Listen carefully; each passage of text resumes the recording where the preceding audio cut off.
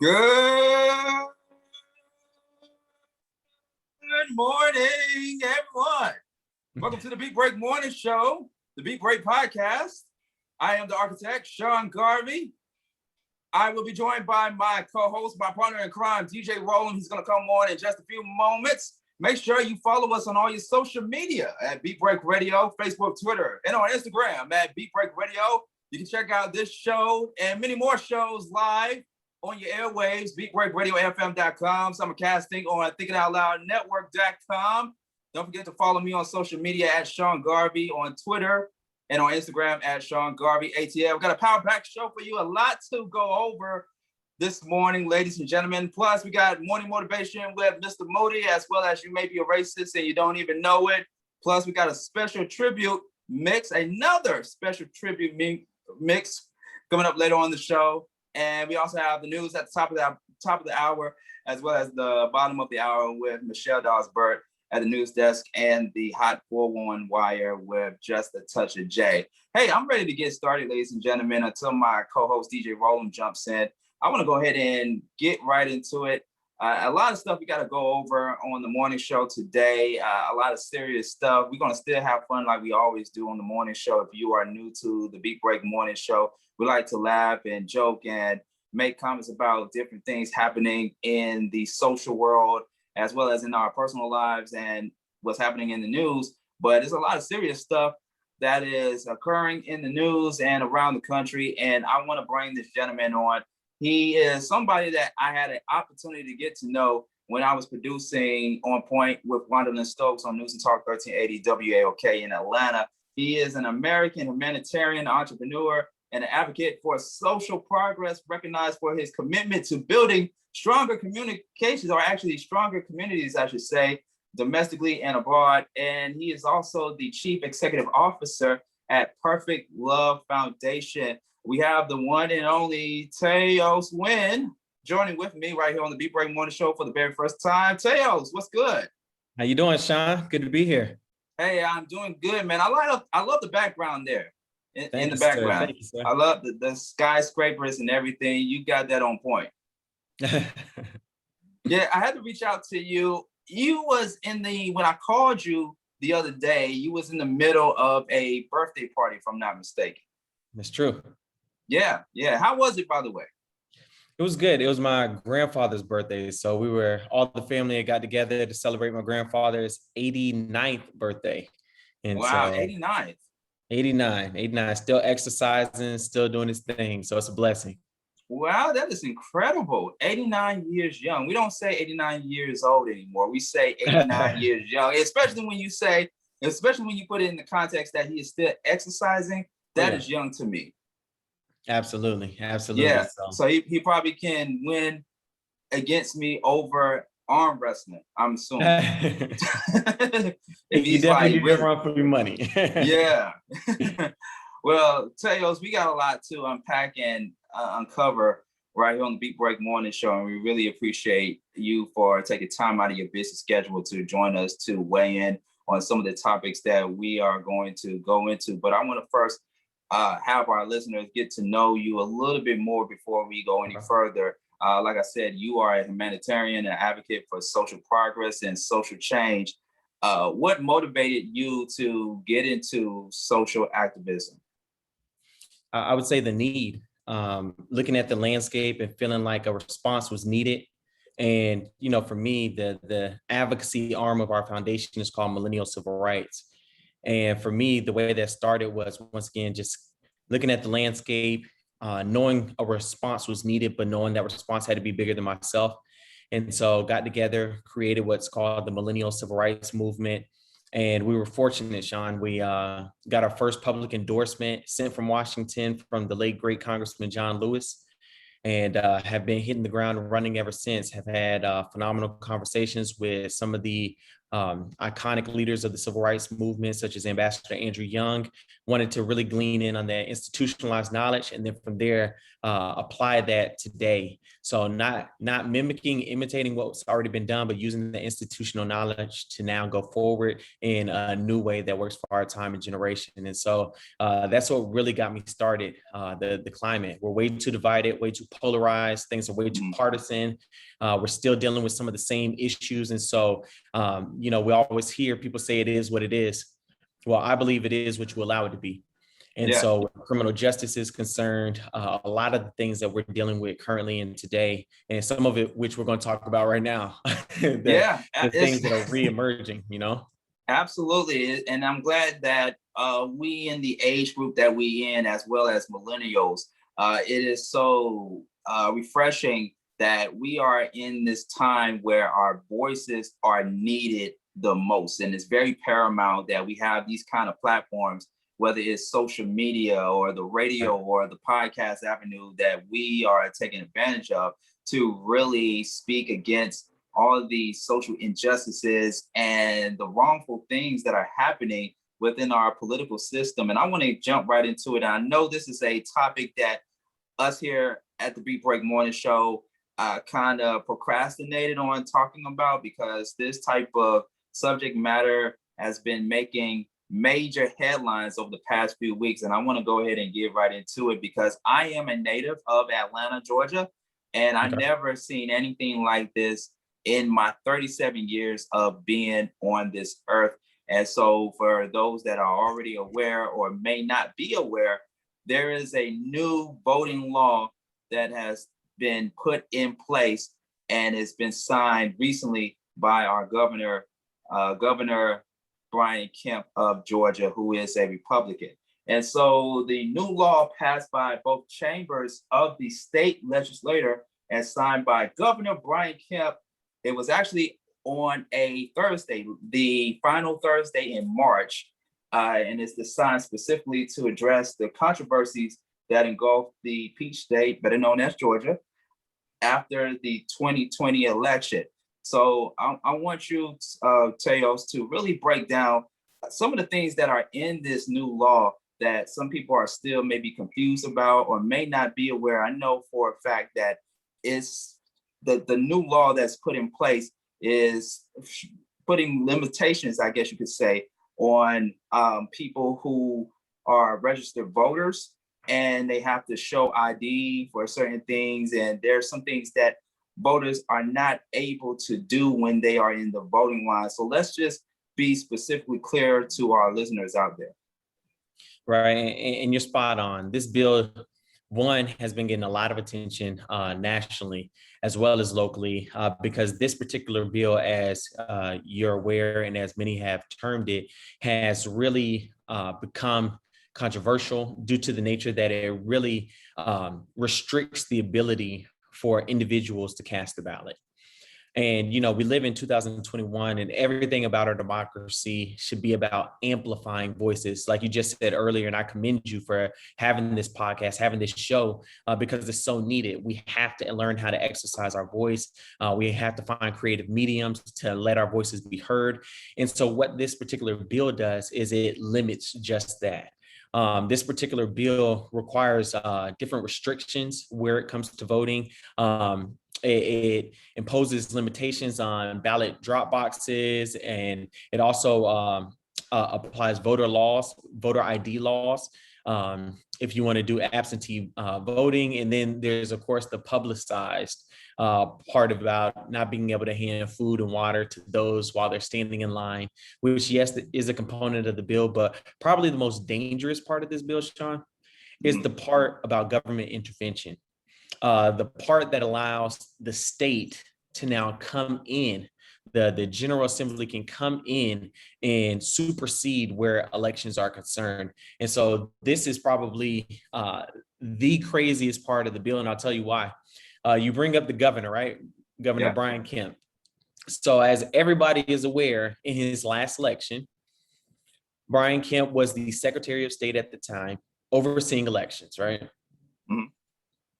While at the same time, he was participating in the election itself.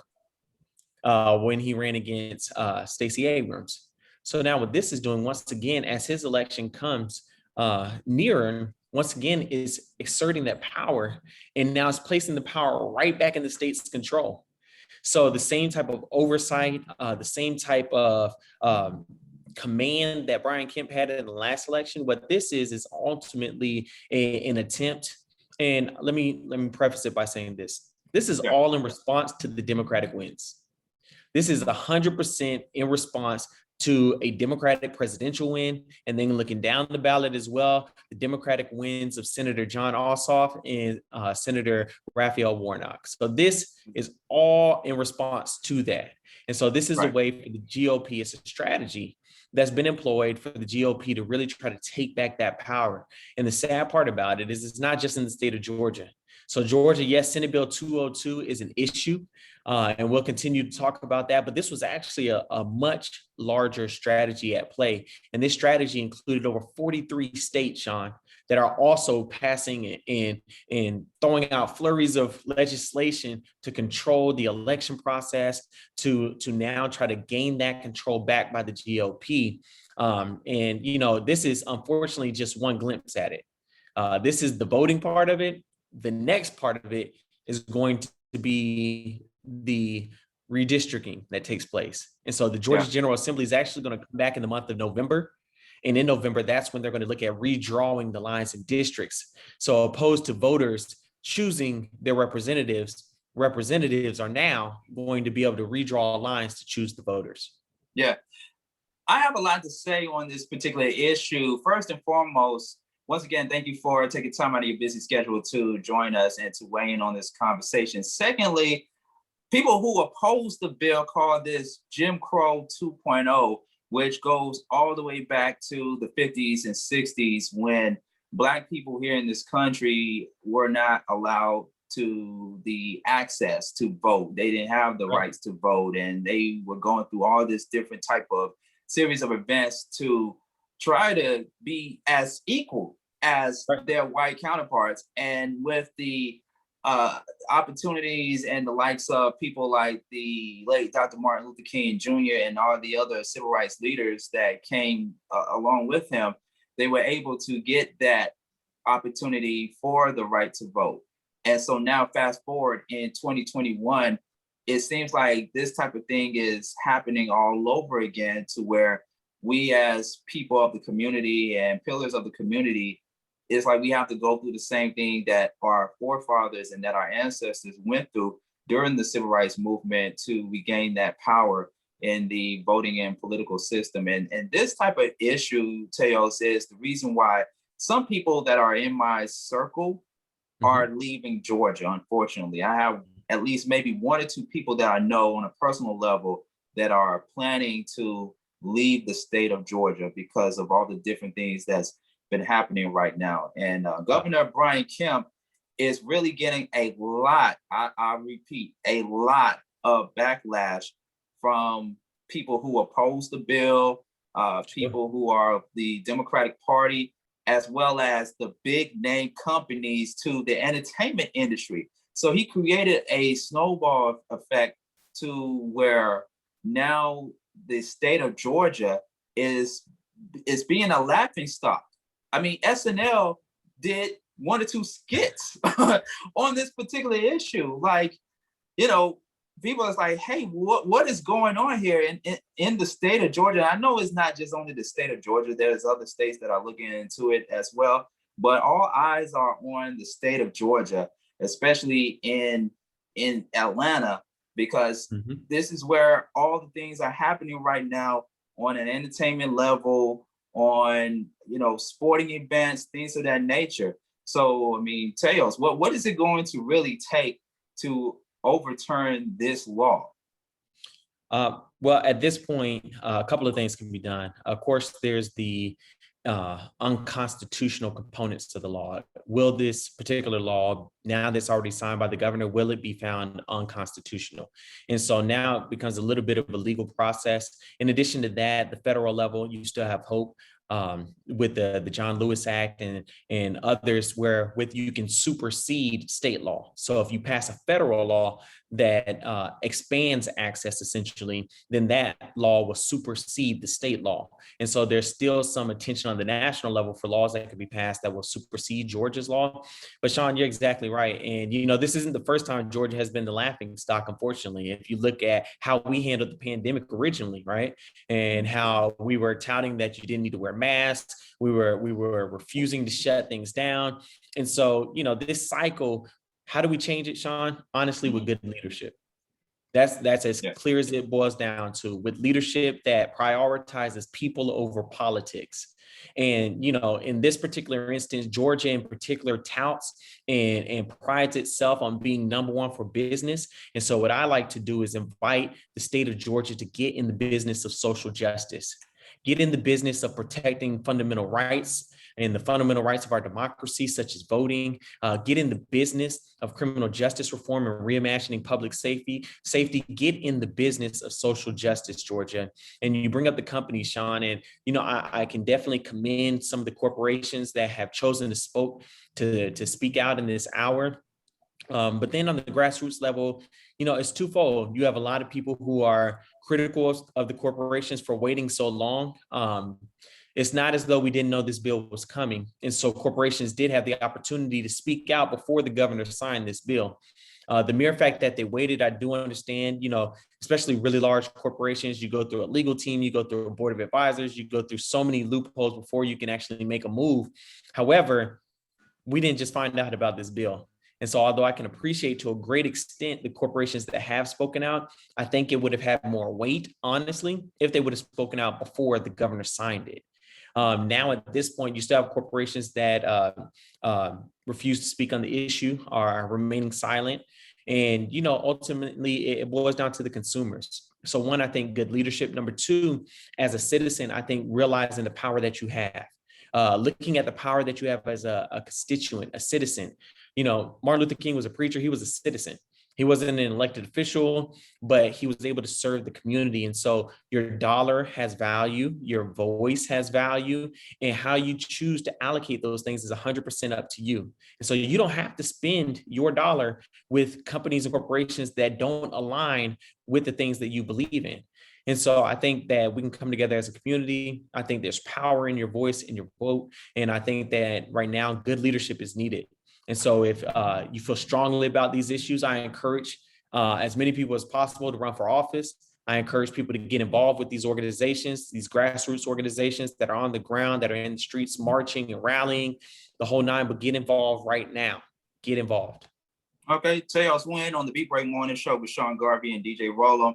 Governor Brian Kemp continues to defend his stance on the new voting law taken into full effect here in the state of Georgia. He also said in a recent interview, courtesy of WXIA TV in Atlanta, 11 Alive, he says that this bill gives the people more opportunities to vote. He also goes on to say that, quote, is not disenfranchising anyone, end quote. Teos, in your honest opinion, do you think this will hurt, or will it really make a huge milestone in Governor Brian Kemp's career in politics? Do you think this will hurt or create a milestone for him? To be honest, I think, if I can be candid, I think that the tenure of Brian Kemp's legacy in office is coming to a close.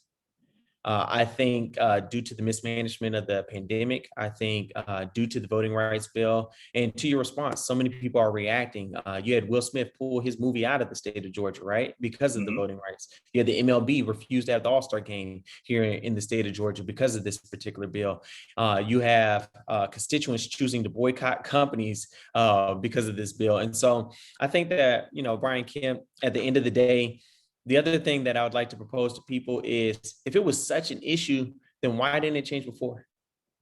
Why is it such an issue right now? All this talk and rhetoric about voter fraud and the need for voter protection, which is statistically ungrounded. There's no factual support to show that there is a grave need for elections to be further protected. There's Right. no statistical data that shows that there was such a degree of voter fraud that now we must react. And so my question is, when the votes were working in your favor, where was that same zeal and energy to change these laws around voting? And the reality is that it wasn't there because you didn't see the need for it. Now that the Democratic Party has emerged and taken some of these positions, and now that this power dynamic is shifting, now there's this all of a sudden need to, now we need to safeguard these elections even more. And so, to be honest, I think it's a hoax.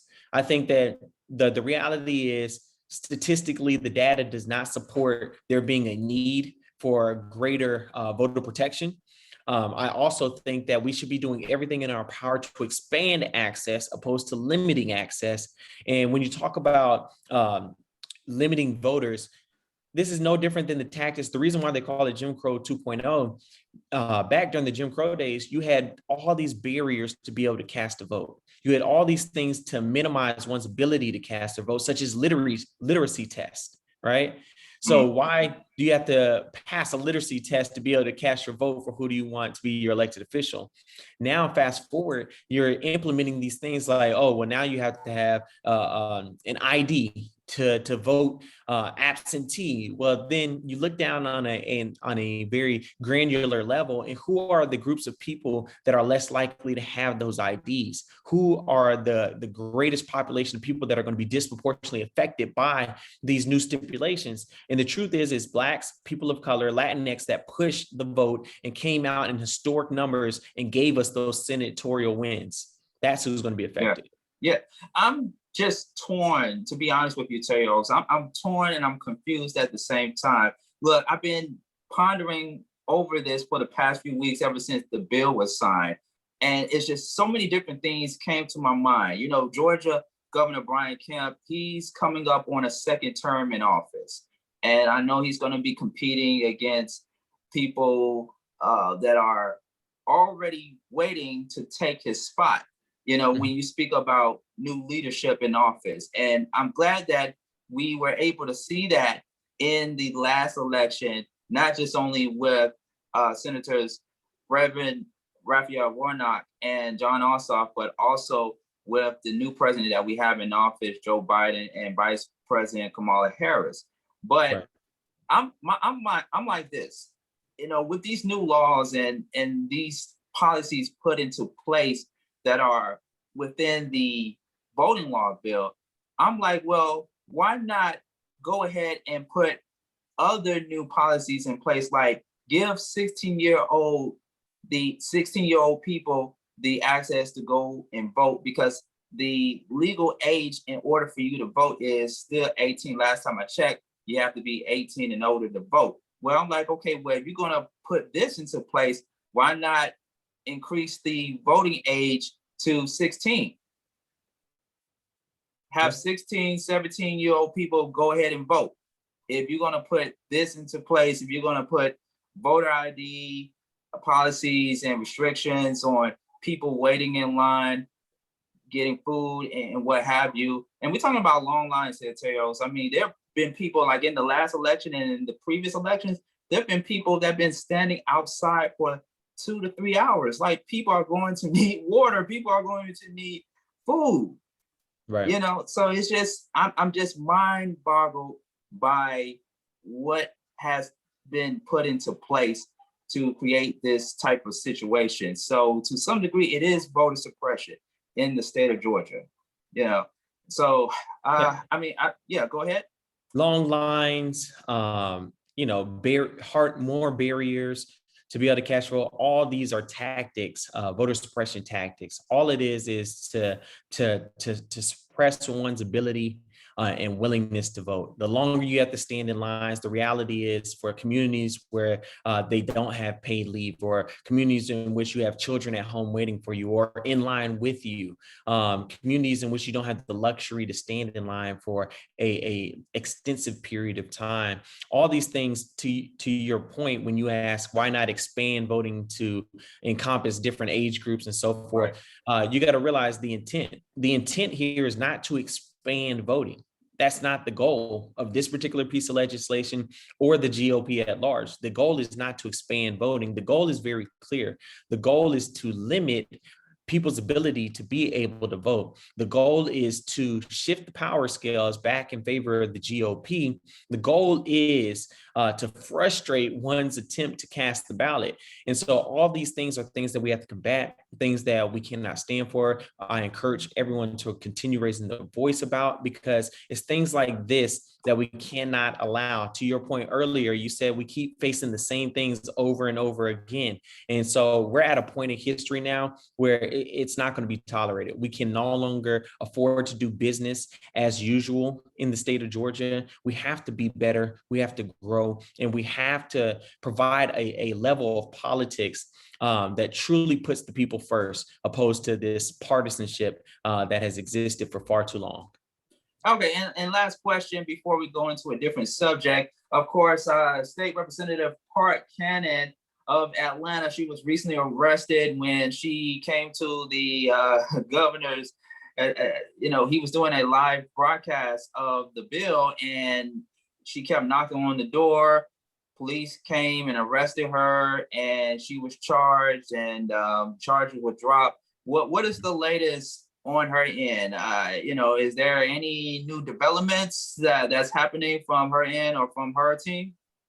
And yeah, the charges should have been dropped. Attorney Griggs is representing her, and I had the pleasure of marching with him in a recent rally a couple of weeks ago. But the bottom line is the irony, right? She got arrested for knocking on the door. And so the movement has become and is encouraging others to knock on doors of injustice, knock on doors of power, to tell the truth to power and to speak truth to power. And so this larger movement has emerged on a grassroots level and in the streets of Atlanta, where people are encouraging one another to do the same thing that Park Cannon was doing, Representative Cannon was doing, which is knocking on doors.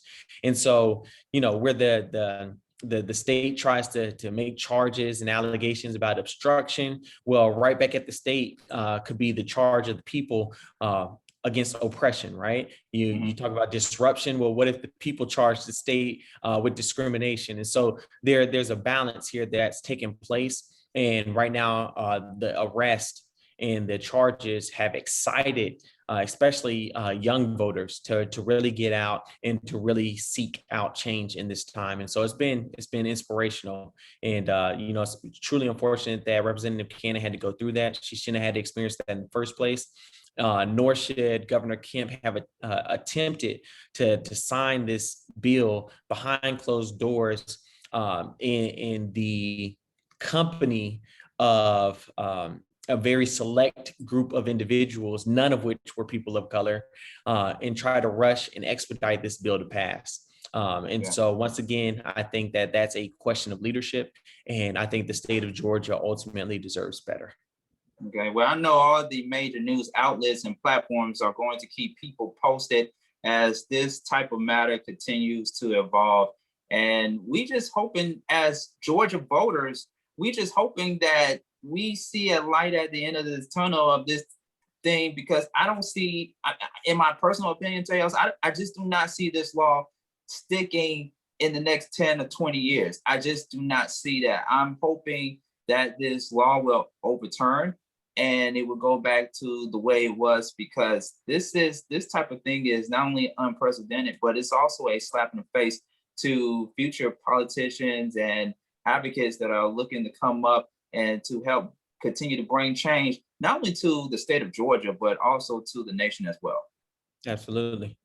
And I would encourage people listening right now too, if you're upset about this bill, if you're angered about this bill, if you feel some type of way about this bill, then understand this: the election for the gubernatorial election is going to be in 2022. We're in 2021 right now.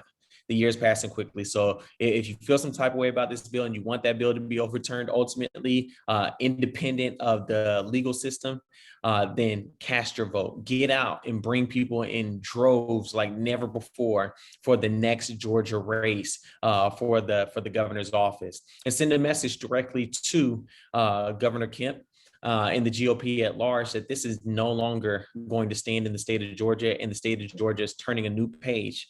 And it very much so is influxed with a group of individuals who are committed to furthering this state, expanding access to the polls, fighting racism, fighting discrimination, sexism, ageism, and ready and willing to raise their voice in this hour. So get out, and that's how you fight this legislation. The courts are going to run their system, but get out and get people to vote. That's how you do it. Yeah, and at the end of the day, look, I don't care who you vote for, whether you are a Republican or a Democrat, or you are with the third party, the independent party. I don't care. We all just want fairness in this country, as well as in the state of Georgia. So like Teo said, go out there, get out there, continue to fight, and also continue to do whatever you can to help bring change, and most importantly, vote. But like I said, I'm hoping that some new positive developments will come out of this situation. And this, like you said earlier, this is a part of Brian Kemp's legacy. This is something that we have never, ever experienced. I'm 37 years old. You know, I don't remember the times where things were like it was back then, during the times when my mom and her parents and others had to face Jim Crow and segregation and things of that nature. But it's a new day. We're going to continue to fight the good fight. Now, let's go ahead and switch gears for one moment, because I know we only have a few minutes left with you. Teos Win right here on the Beat Break Morning Show with the architect Sean Garvey. We're going to be joined by DJ Rollem in just a few moments. And I hate to continue to harp on this, Teos, especially with us being as Black men here in this country. We are still facing the issue of police brutality and social injustices in America. The latest news that have came out are 2 incidents involving 2 unarmed Black men shot and killed by the hands of the police, right smack dab in the middle of the George Floyd trial. Right. This is interesting. Chicago police shooting of a 13-year-old boy. It happened to be on video. Actually, 2 incidents were on video, but this particular situation here with the 13-year-old boy shows the youth appearing to drop a handgun and begin raising his hands less than a second before an officer fires his gun and kills him. So they are saying that he didn't have a gun. What happened was he ran from police. Police chased him. Then evidently he turned around with his hands up. There was something in his hand, and police shot and killed the 13-year-old young kid. And now protest demonstrations, rallies are happening across the country. And it's not just this incident. We'll talk about the other incident too. But Teos, what is the latest on that? Yeah, I think you raise a good point when you say it's in the middle of these trials that are going on, where people are already seeking justice for George Floyd. And now yet again, you have multiple incidents. You have this particular incident that you're referencing, in which think about that, 13 years old. Think about the loss of life. That it just breaks my heart to take a 13-year-old and who's no longer here. And then you also have Daunte Wright and that incident as well, in which as a country, we have to stop and we have to assess and we have to look at what we're doing and we have to look at the message that we're sending, and we have to do better. And the first incident, you have an individual, like I said, 13 years of age. I understand the short time frame in which to respond. Nonetheless, the outcome doesn't change, right? It's an unarmed individual losing his life. And then with Mr. Wright, who's a father who was in an unfortunate situation, and the officer hollering out taser, taser, with her clearly her firearm in her hand, of which there's such a distinction between the weight difference alone between a taser and a loaded handgun. But not only that, you're holding the handgun for seconds before you discharge that firearm. And then to say that you made the mistake when you are somebody who has been training individuals for years you're not just an officer, you are a trainer of other officers. And for you to make such a grotesque mistake, it is unacceptable. And people, it's interesting because in any of these incidents, it's always a perpetuated narrative that the individual, the victim, did something wrong, right? Even in the trials that are going on right now, the most ridiculous thing I heard of was this argument that perhaps the carbon monoxide killed George Floyd and it wasn't the knee, right? There's these so many things that come up in these type of incidents where we try to pivot away from the issue. And the issue is that we have a problem in America. We have a crisis in America. Racism is a crisis in our country. And we have to admit that. We have to be willing to address that. And it takes a level of commitment. It's going to take a level of commitment from financial resources. It's going to take what I'm tired of hearing is that, we just need to train.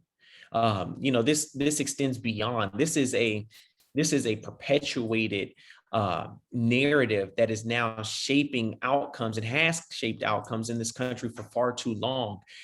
When you have this constant fear of people of color, because it's not just men that are dying, women are dying too, right? We have all the hashtags as well as say her name, say his name. And at this point, I'm just tired of the hashtags. We have so many hashtags.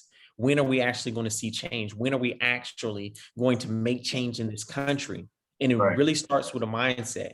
The fact that people are so scared of individuals of color is an issue. The fact that you feel the need to use so much force and police resources, right? I mean, look at Mr. Wright, for instance. You have multiple officers. The individual is out of the car. And worst case scenario, even if he got in the car, guess what? You already have his name. You have his license plate. You have the ability to trail him. You have the ability to even give him a citation after the fact. It does not require you to discharge a firearm. It does not require loss of life.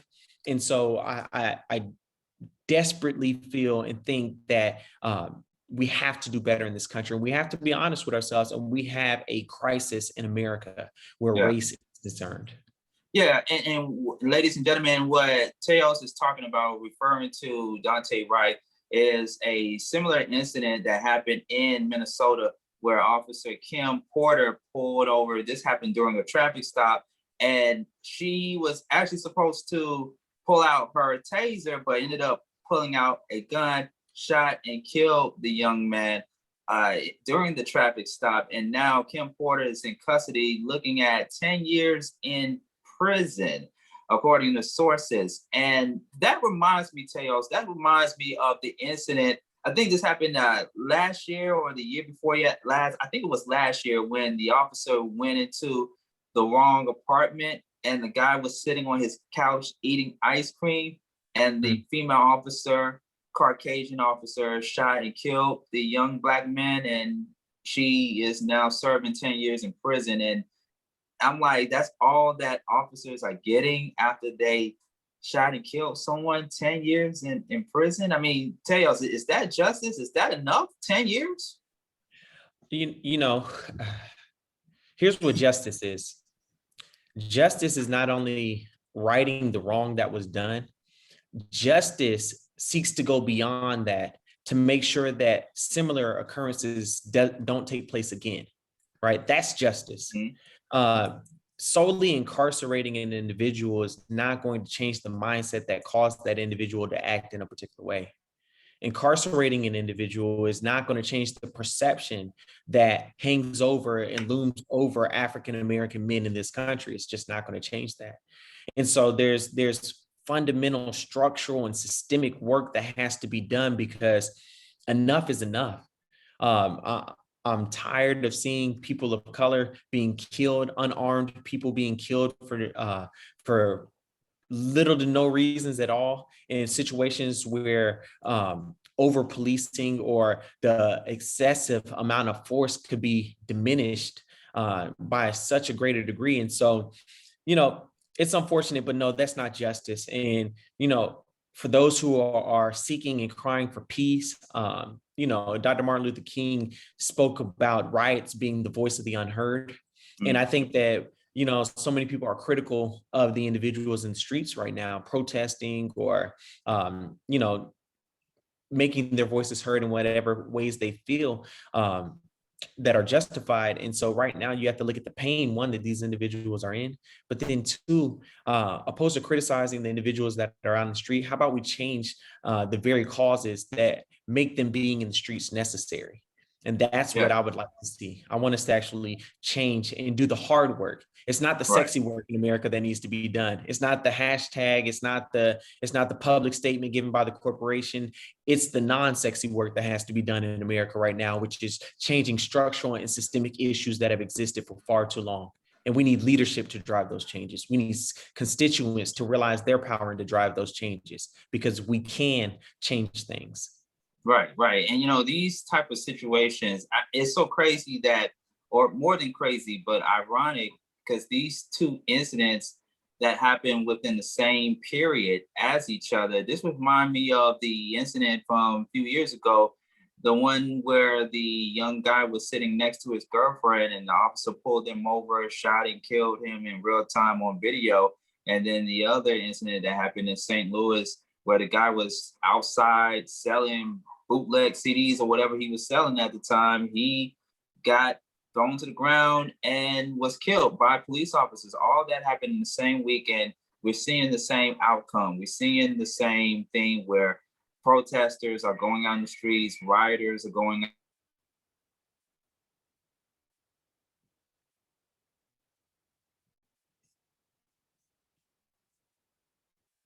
So when you speak of new leadership, when you speak of people going into offices and doing whatever they can to help change laws, I think that is just very important that we continue to, keep up with the fight, keep going with the fight, fighting against social injustices and making people aware also too, because there are some people who are not aware about things that's going on around their country. And I'll get into that a little bit later when DJ Rollem comes on. But sure. I just feel like we're just in those times where, as a Black man in this country, I know how to carry myself when I go to certain areas. And I have people who are in law enforcement. I have some people that I know that are active police officers. But as a Black man, it's like, oh, you walking around with a target on your back, no matter what you are, who you are. Those are the times that unfortunately we're still living in as Black men. Yeah, you're right. Unfortunately, during one of the protests that I spoke at recently, I saw a sign that said, "Taken from Africa, hunted in America." And I think that conveys the sentiment of what you're sharing right now. And the unfortunate part is, like you said, you know how to act in certain situations. The reality is we shouldn't have to change who we are, how we act in any instance or where we go. But awareness is key when you talk about the issues, because one thing that we can't take for granted is that our elected officials understand the issues to the degree that we understand them. And so it's our job as citizens to bring those issues to the forefront. It's our job to elevate the voices of individuals who are speaking on these matters and to hold elected officials accountable. And if your elected officials are not standing up or showing up in this time where so many critical issues are taking place, then you need to hold them accountable. And you need to ask the question, why are they not speaking up? Why are they not out at the rallies? Why are they not publicly sharing their voice in this moment? And ultimately, you may have to, the ultimate, I think, means of holding someone accountable, ultimately, is if you have to, then change your vote. Change your vote. Vote somebody else in who is going to align with your views, who is going to represent your communities, your causes, the things that matter to you the most. Yeah, absolutely. And one other thing too, before we let you go, Teos, another thing that's also happening in our country right now, these various mass shootings that are happening all over the place. We talked about it on our last podcast of the Beat Break Morning Show, where we had a individual from the Asian community come on to give her perspective and her thoughts on it, as well as several other people who are just pretty much sick and tired of the crime and the violence that are happening here in Atlanta. And especially with the mass shootings that are going on, of course, there was the mass shooting that happened at the spa massage parlors in here in Atlanta and Georgia, and then there has been more mass shootings. People are dying from what people are considering it as an epidemic, as a mass shooting epidemic. And there's talks right now on gun control. There's always been talks on gun control for the past few years now, putting a ban on assault rifles and certain type of rifles and guns that people use to go and shoot up places, and you have people that are from the NRA and people who are from that particular party that still stand behind the fact that they want to make sure that the amendment is protected and that they do not feel like this is a background check issue. Like, and you know what's so crazy also too, I read in the newspaper recently that there has been one particular state, I think it's like maybe more than two states right now, if I'm not mistaken, but there is a state where you do not have to have a license for access to guns. You don't have to have a permit. Right. Yeah. So Texas recently did it, and there's one other state, to your point, where you don't have to have. It's in Indiana and Texas, where you don't have to have a permit at all now to carry. But here's the thing, Sean. It's a choice. It's that simple. It's a choice in this country. It's a choice to make a decision to protect the greater good. Now, does that choice mean that we have to confiscate all guns? I'm not a believer that all guns should be confiscated, that you should take people's guns, the whole nine. I do think there are practical solutions that we can employ. I do believe that we can expand background checks, do universal background checks, and also include trade shows. I do think we can do small things like that can assist the greater good. Also, where weapons that are used in warfare are concerned, right? Right. I feel conflicted in allowing weapons that are used at war with the sole intention to take life to be allowed on the streets. I do feel conflicted about that. I think it stretches beyond. This is not a Second Amendment issue in taking guns away, but restricting the type of firearms and providing common sense gun reform. Especially in incidents where we keep seeing mass shootings take place, almost to the point where this country has become desensitized to it because it happens so often. No different than another unarmed Black male or female getting killed. It happens so often that people are getting desensitized to it, I feel like. When it's a choice, we can make changes in this country. By all means, there is no rule stating that we can't make change in this country. And I'm a firm believer that we can do it, whether that's restricting magazine clips. I know there was a bill presented in the state of Georgia by Senator Donzella James. It was a common sense gun reform bill in which they were going to restrict the magazine clips that are only used in mass shootings. And so restricting the ability for people to purchase it. So there are a lot of creative types of legislation that are going around. The ideal of not even requiring a permit, I don't understand that. I think in addition to having a permit that requires extensive background checks, I believe also that even in the state of Georgia, that we should also employ a level of training as well. If you're gonna have a firearm, some states already have it where you have to undergo training on how to properly handle that firearm as well, and understand the gravity with which purchasing one comes with. And so here we are again. It's like the same cyclical issues, and to keep doing the same thing and expect different results is the definition of insanity. Insanity, right? Exactly. And so we can't keep doing the same routine where we send thoughts and prayers and wait for the next incident to occur. We can make change in this country. It's a choice, and we have to be willing to make that choice. Yeah. I understand that some people have to have guns for protection. And I understand that some people only use guns to hunt. I'm not a advocate on hunting animals or anything of that nature. I don't plan to do so. But at the same time, we got to look at what's going on around this country. It seems like every week there's a mass shooting. And for these type of things to happen coming out of COVID, we're still in a pandemic, but for all these different things that are happening coming out of COVID-19 and people are losing lives and things of that nature, it's just unbelievable. And it makes more and more people experience mental health. We always talk about mental health, and for the past few shows, since the beginning of this year, we've been touching on mental health a lot. With all that's been happening in recent months and in the past few years, and of course with COVID-19 that took place last year, mental health to me is at an all-time high, from mass shootings to Black men being shot and killed, Black women being shot and killed by police officers, and Absolutely. just the number of crime and violence happening in Atlanta, and with the recent voting law taken into place here in Georgia, I see that more and more people are going to experience a form of mental health, and that's just going to lead to more problems, Tails. We have to address the mental health part of this all, because what we're dealing with here, when we talk about that cycle that reoccurs, the cycle of unarmed Black men and women getting killed, the cycle of communities of color continuing to be marginalized, to continue to be preyed on, to continue all the injustices that are going on top of a pandemic.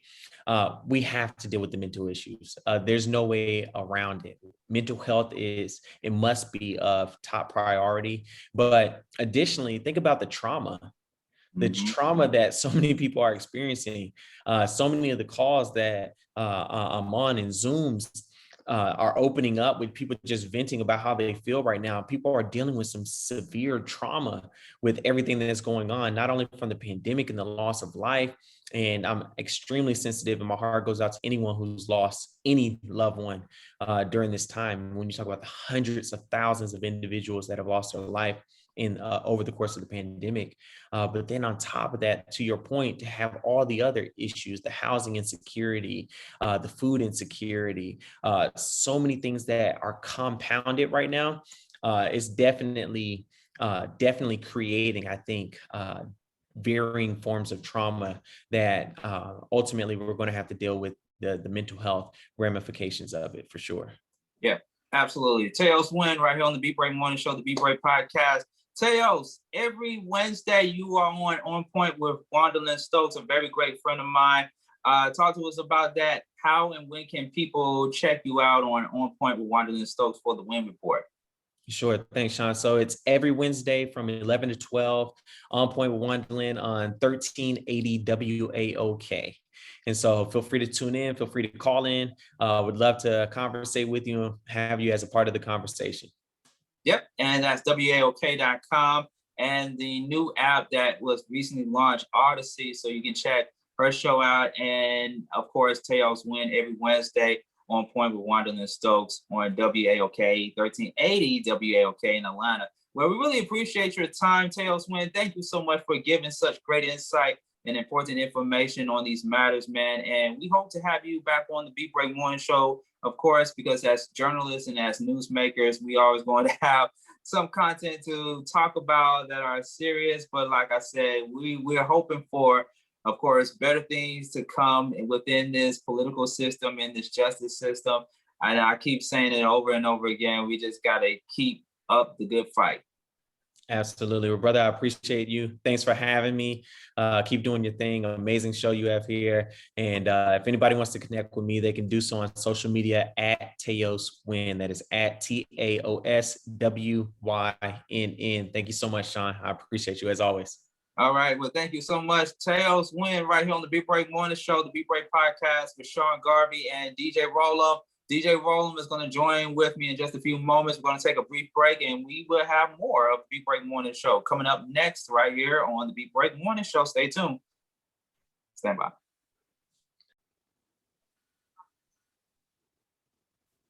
Welcome back to the Beat Break Morning Show, the Beat Break Podcast. Sean Garvey now joined by DJ Rollem. Yeah. Who had to do an 80 miles per hour to get here this morning. Yeah, I mean, what we got? Atlanta Speedway. We got Atlanta, Georgia way. Atlanta, Georgia way. Yeah. Yeah, man. Yeah, we were talking a little bit about it offline. You had to rush to get here. Shout out to Teos Wynn, who was our first guest this morning show. Actually, he was our only guest this morning show. We covered on a few things, and we're going to circle back around to those actionable items in just a few moments. But DJ Rollem, you drove really, really fast to get here this morning, man. And we talked about it offline.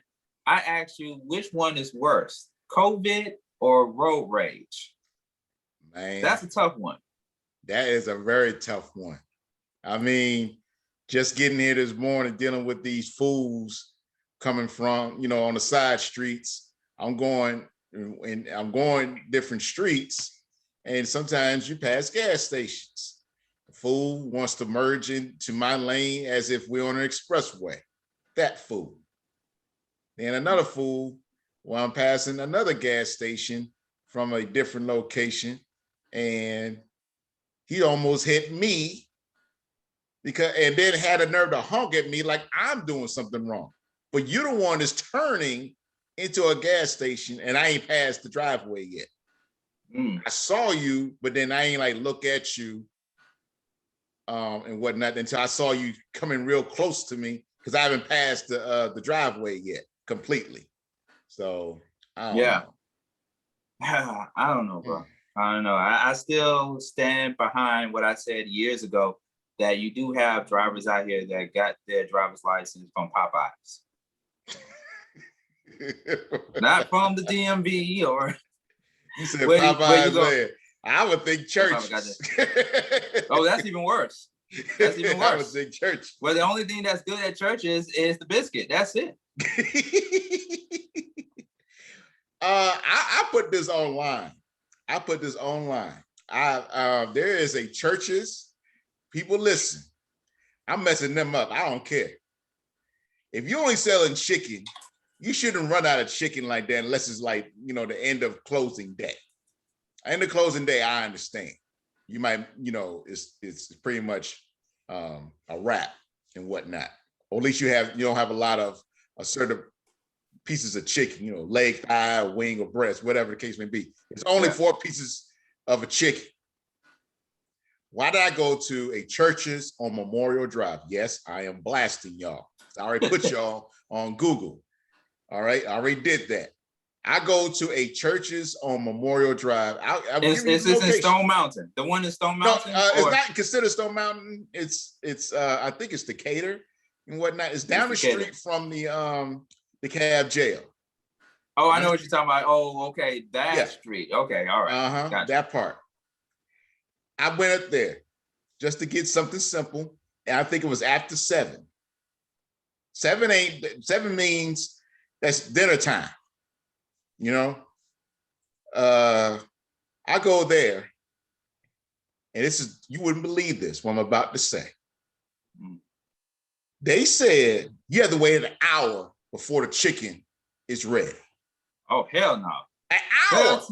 Hell to the no. An hour.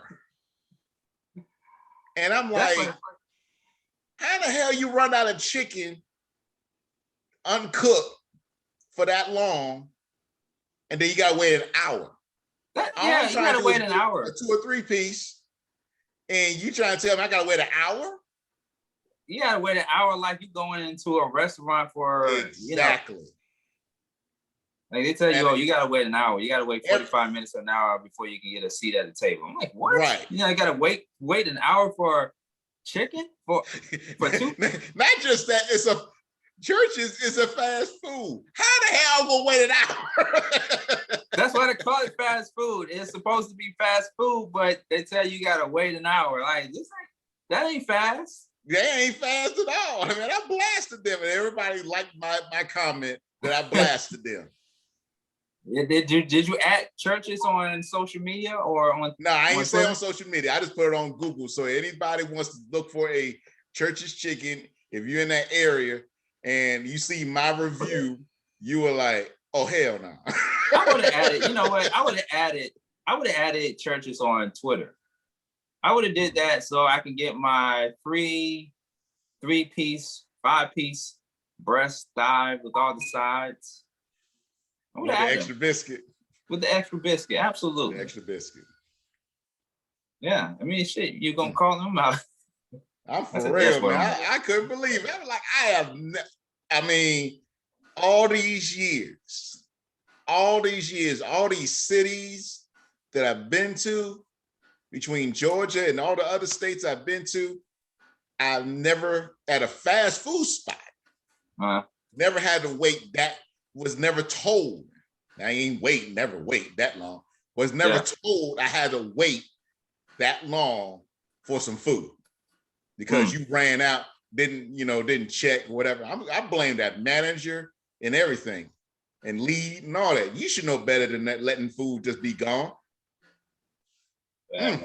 Yeah, but that sounds to me that's way more worse when you go to a McDonald's after hours and you want an ice cream or a McFlurry or hell, even a strawberry banana smoothie, and they tell you that the machine is down.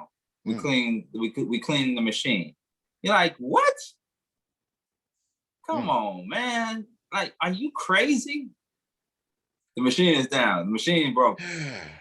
Well, did you see the meme about the stimulus check? No, I didn't see it. That one said, when you order, basically what you saying as an example, order anything that is ice cream or smoothie, whatever the case may be. Someone says at the drive-through that the machine is down or is being cleaned. And they got their stimulus check, the second one, the $1,400 one. How much does it cost to fix? That blew my mind. I wish somebody would invest their stimulus check in some broke down machines at McDonald's. Are we talking about every McDonald's location across the country or just certain ones? Which one are we talking about? Man, I don't know. I just saw it. I thought that was hilarious. Because that's like, you would think after all these years, and I'm talking about probably decades. Okay. You always keep hearing the same thing during the summertime or when it start getting hot. The daggone machine is down. Really? You ain't fixed this problem after all of these years. I think you go somewhere else, there's no problem. I think what they need to do is just incorporate a ice cream or some type of shop where they serve smoothies and milkshakes and ice creams next to a McDonald's. They need to incorporate that in the event that their machines are down inside McDonald's. I'm just saying. So you won't have to be in the drive-thru waiting for an hour like DJ Rollem had to wait an hour for a breast and a thigh at churches. It'll save you time and energy and from cussing somebody out. Right. Just implement a shop next to a McDonald's, to every McDonald's location in the area or across the country. Implement a shop where they give people ice cream and smoothies. That would be great. Just as a substitute for whatever McDonald's is selling or not selling after hours when their machines are down. Yeah, that would be nice. And that's actually a good gamer right there because you can't lose because somebody's going to want something. You're not losing money at all. Right. That's what I'm saying. You're not going to lose. You're going to gain money regardless. Yeah. Because McDonald's is not going anywhere. It may slow down, but it ain't going nowhere. Yeah. Hey, it didn't slow down during COVID. I'll tell you that much. Got that right. Yeah, I don't think churches slowed down during COVID either. That one that I'm talking about Memorial Drive. I wouldn't know. I don't go to churches. I go to Popeyes. Oh, you go to Popeyes. I go to Popeyes, and if not, I go to KFC. Oh, okay. Those are like the first two go-to places for chicken. I don't really eat that much chicken at Popeyes and KFC these days. Right. But you know, if I want to go get a breast and a thigh, I go to Popeyes or KFC. Yeah, I'd rather go to Popeyes myself, to be honest with you. Hey man, yeah. You won't be waiting in line for an hour. I'll tell you You that. got that daggone right. I don't think Popeyes in the history, and somebody can at me at Sean Garvey ATL on Twitter and on Instagram. I don't think in the history of Popeyes establishment that they have ever run out of chicken. No, they run out of sandwiches. They run out of sandwiches. They ran out of those Popeye chicken. They run out of sandwiches. Absolutely.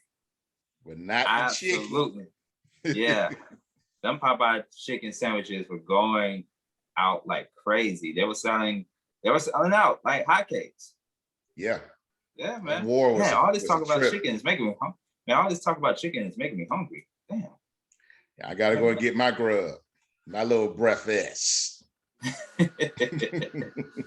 Yeah, man. I was tongue-tied a little bit earlier in the beginning of the morning show. For those that didn't hear what I said at the top and bottom of the hour, we got the 411 wire. Actually, at the top of the hour, we got the news with Michelle Dawes Birt over at the news desk, giving people the headlines on everything that is going on locally and across the country. And we'll get into that in just a few moments. And then plus, just a touch of Jay at the bottom of the hour, giving you the hot 411 wire. Shouts to Just a Touch of Jay for her hot 411 wire last week, as she did an entire segment on now the late and great DMX, in which we talked about on the last episode of the Beat Break Morning Show. We talked about DMX, excuse me, there goes me being tongue-tied again.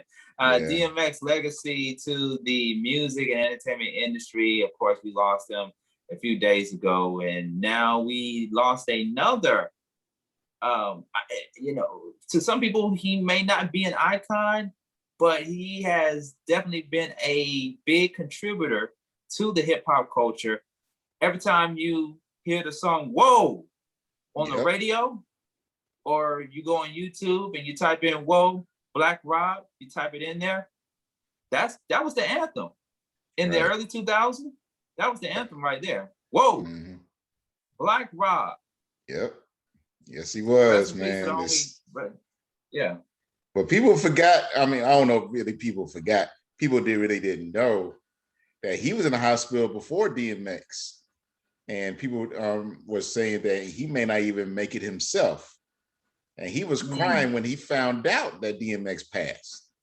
Wow. And whatnot. So, yeah. So it was almost a simultaneous thing that it happened like that and whatnot. I wish death on nobody, even enemies and whatnot and all that. But when you make a difference in a positive way in this society, man, it's just hard.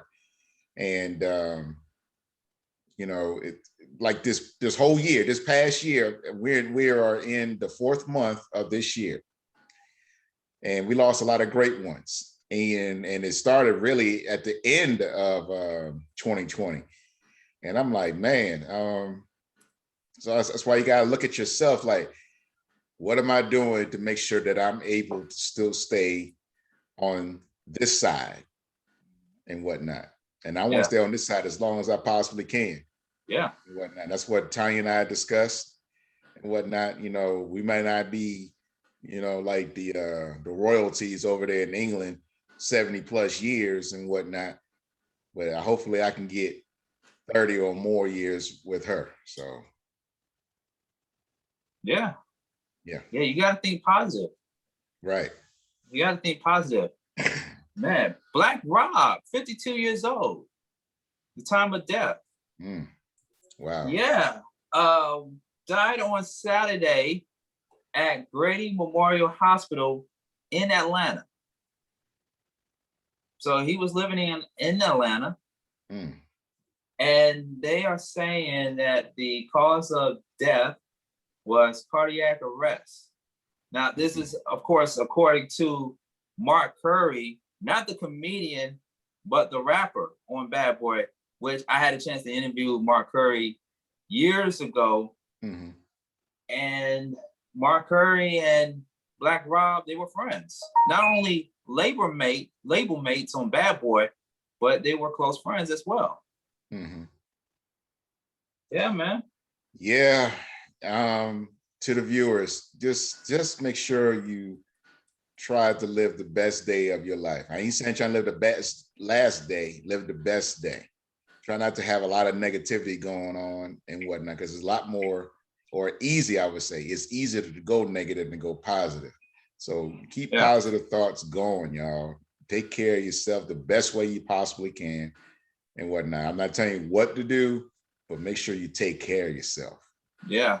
Got to take care. 52 years young, man. And then, you know, so crazy. I'm wearing my New York hat again, DJ Rollem, because DMX and Black Rob, they were two New York MCs. Mm-hmm. Two New York MCs that we lost in the same time frame. Right. Yeah. Yeah, you know, that's why we keep saying and we keep reiterating here on the Beat Break Morning Show that we got to give our flowers to the great ones while they are here on Earth, or if they transition on, we still got to give them their flowers. Right. Yeah. Very much so. Yeah, man. I first heard of Black Rob when he was doing features, and this was before the song Whoa came out. He was doing features with artists, of course, with artists on Bad Boy and what have you. He was definitely a nice MC. He wasn't one of those whack rappers, you know, but he wasn't a lyricist. He wasn't like on that Eminem level or not even on that DMX level. Right. You know, but at the same time, he was definitely nice. And he knew what he was doing when he signed him on. He didn't know what he was doing when he signed him on. Absolutely. He was definitely nice on the mic, man. And it's unfortunate that we lost him at that age, because I know just like many artists that have been signed to a major record label like a Bad Boy, you still have that kind of talent in you to want to come back and put out more music, in which DMX was doing. You know, he was in the studio before his passing. He was in the studio recording new music, and we probably going to still see new music from DMX, but that's up to the estate and to the family of DMX. But for an artist like Black Rob, I guess I wanted to hear more. You know, I wanted to hear more than just the features and the Whoa and the Whoa remix. Oh, you remember the Whoa remix? The artists that were on there, including the Brat. Right. It was a few people that were on there too that I can't think. I know the Brat was on there, but it was a few other people that were on the remix. I can't recall at the moment. But yeah, that was a nice remix. That was a very nice remix and everything. So I can't recall at the moment because still getting over the traffic and all that stuff. Yeah, man. Yeah, so it's everything is not like settled in my head of it, but it's still a great loss and everything. And just want to do your thing and stay positive and all that stuff, man. Because I mean, it's a trip when it's a sudden thing when you didn't expect.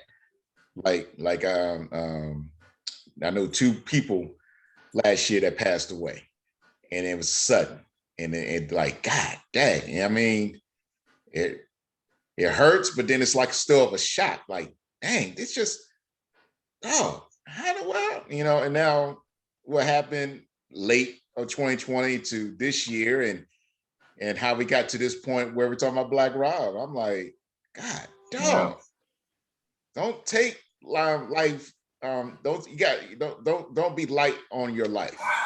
Don't be light on your life, man, for real. But you know what? You know, it's another thing that's crazy too, DJ Rollem. Like, we also lost the other member to the Fat Boys recently before we lost DMX. And you know, these artists that have had longevity in the game, I don't want to say the good thing about it, but it is what it is. The good thing about it is that they didn't lose their lives to violence. Right. you know, and it seems like the newer artists that are only getting their 15 minutes of fame or haven't even been out for more than 10 years, they're the ones that are getting shot and killed at a very young age and getting gunned down.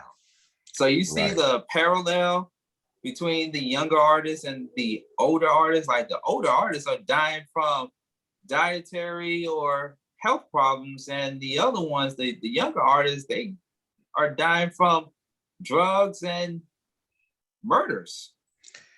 Here's the thing I would love to talk to, or here's somebody I would like to hear from is first person I'm thinking about. I can't think of the other guy's name right offhand. I know it'll come to me. It's T.I. T.I. is like a Beyonce. He has an old school and he's a new school. You did wait a minute. Hold on. Did you just compare Tip to Beyonce? No, I'm saying like an old school and a new school. That's all. I'm doing that comparison because when you, as a DJ, you know, people might say, "I want to hear some old school." I said, "All right, so I'm about to play some Earth, Wind, and Fire." No, that's too old. Play, you know, that old Beyonce, old school Beyonce. Well, okay. So she has the old school flavor, you know, early 2000, you know, even when she was with Destiny's Child. But we don't really consider that old school. That's more of a throwback. Old school is like, okay, all the way I'm going back, by what they say. Like, I'm going by what the people say. That's what they say. Okay, you must go by the 13, 14-year-olds. Nah. People around your age, my age, and they said old school. Why do they call Beyonce, the old Beyonce, old school though? I mean, Beyonce, Destiny Child, it came out in 1997, 1998. That's considered old school right there. What? That is not old school. Yes, it is. It's over 20 years. No, old school is like sequence. I got a joke for you. It's sequence. Angela, I got a joke Angie for you. Stone. I got a joke for you. That's old Check school. this out. Here's the joke. All right.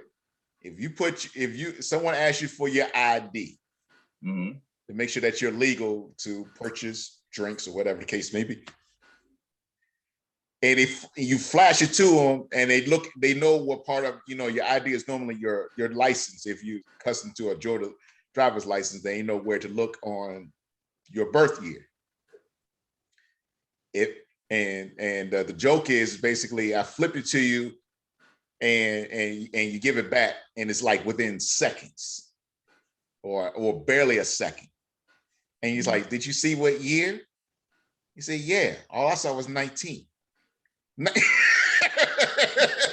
You ain't gotta see. So if you were born in 19 whatever, you're legal to purchase these things. So right now we're in 2021. So if you're, you know, 21 at any time of this year. So let me get this straight. If somebody shows an ID to someone that's trying to purchase alcohol, right, and they show an ID and they see 19 and like, oh, okay, you're legal. Yeah. So that means, okay, so wait a minute. That means that anybody that was born between 1901 to 1999 can purchase alcohol legally. Legally. Yeah. Now notice DJ Rollem also said 1999. Yep. Okay. For real? Okay. The year 1999. Right. On your ID. Right. Right. So how old? So if I was born in 1999, DJ Rollem, and it's 2021, and I just happen to have a photo ID and it shows that I'm 1999, how old am I? 23. 23? 23. 23, you're still a baby. Yep. You're still a baby. Right. You can, I mean, you passed that. Okay, yeah, I'm 21 now.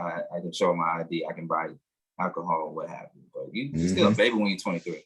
I know. Yep. I've been told so many times that, oh, you still a baby when I was in my early 20s. I always had that older look, even in my early 20s. And the voice that goes along with it. Yeah, so I didn't start getting ID until after I was 25.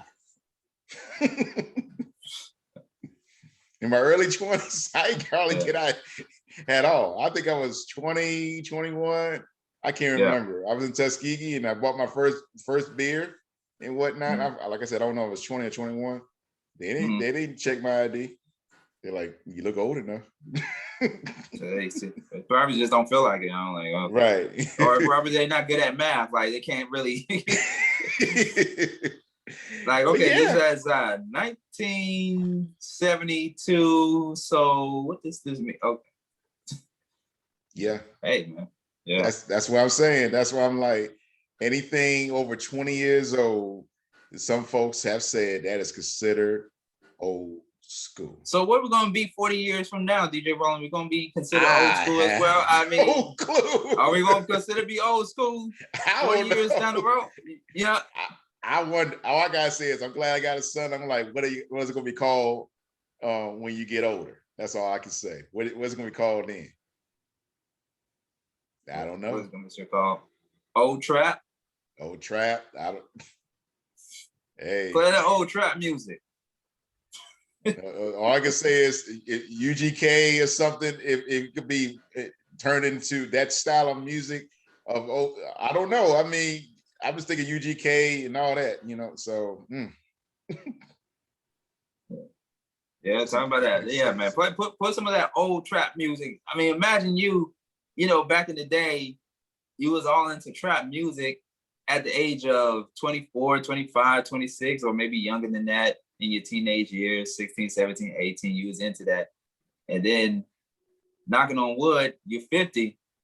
You're like, play some of that old trap. I miss hearing that stuff about Draco and narcotics and all that. Like, dude, you 50 something years old and you still want to listen to trap music? You still want to listen to old trap? Well, all I can say is this. I met someone not too long ago. I believe she's around my age. Trying to make her a client. I said, what type of music you listen to? Bootsy. I'm like, God, here we go. Bootsy. Really? I'm like, you don't listen to the 90s? Nah, I like that new stuff. She like Bootsy. She like, oh, okay. Little Baby, the Baby. Who's also known as Bupac, according to him, because he's like the new Tupac, according to Bootsy. Yeah. Bupac. Let us call you that. You don't call yourself that. Uh-huh. That's so she's into thing. that. That's so what's messed up. So she's into that new trap. She's into the baby, little baby. Mm-hmm. All that. Okay. I'm like, God. 21 Savage. You around my age. You knocking on 50 and you want to hear nothing but that all day. You want to hear, man, she want to hear some of that 21 Savage. God. She want to hear some of that. She want to hear some of that Gucci Mane. She 50-something years old. She ain't trying to listen to no Earth, Wind, and Fire, no Isley Brothers, no. Damn. Even though she grew up on, I know she grew up on, because they ain't had nothing else but that back then. But I want to hear she like younger artists. Then that means that she's a cougar. Super cougar. Okay. Hey, shout out to the cougars out there, man. All right, bumping Bootsy in their cars. Yeah. Yeah. All right now. The Big Break Morning Show, the Big Break Podcast, Sean Garvey. DJ Rollem. In the building. So for those who missed the first half of the Big Break Morning Show, we had political commentator and all things considered humanitarian, social activist, entrepreneur, and he is also the chief executive officer at Perfect Love Foundation, Teos Wynn.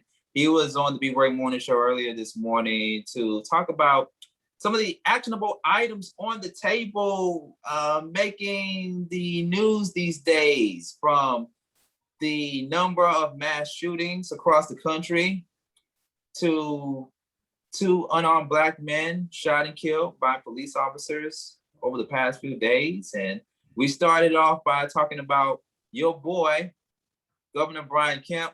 Actually, going into the show, DJ Rollem, I titled it, "What's up with your boy, Governor Brian Kemp?"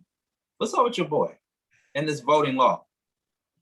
Here's the thing that I don't understand about this voting part right here. And I'm going to mention Fulton County because they broke it down Fulton County really good on this one recently in the past few days. We had over 30 ballot boxes, over 30 in Fulton County. Fulton County has basically the largest population in the state of Georgia. Now, he says it's the biggest county. I understand the difference. It's the largest population in the state of Georgia. We had over 30 ballot boxes. Because of the new law, it's now 8. 8 ballot boxes. One ballot box supposed to be for 100,000 per capita. Meaning, yeah, one box. So let's say this. Let's say for the people in that know about Atlanta, Georgia. If you are, I would say, West End. All right. Okay. West End area does not have 100,000 folks. They have over 10,000, but it's not 100,000. So you got to find, if you decide to use a mail-in ballot to mail for whoever you're voting for during that election, you can't even use a ballot box within the West End area. You have to leave West End to drive maybe 15, 20 minutes, maybe about 8 miles from West End to go to downtown. That'll probably be your closest ballot box going downtown. If you're in Alpharetta, you have over 40,000 folks in that area. I'm talking about Georgia 400 folks. Mm-hmm. That's still not 100,000. You probably had to go down towards Buckhead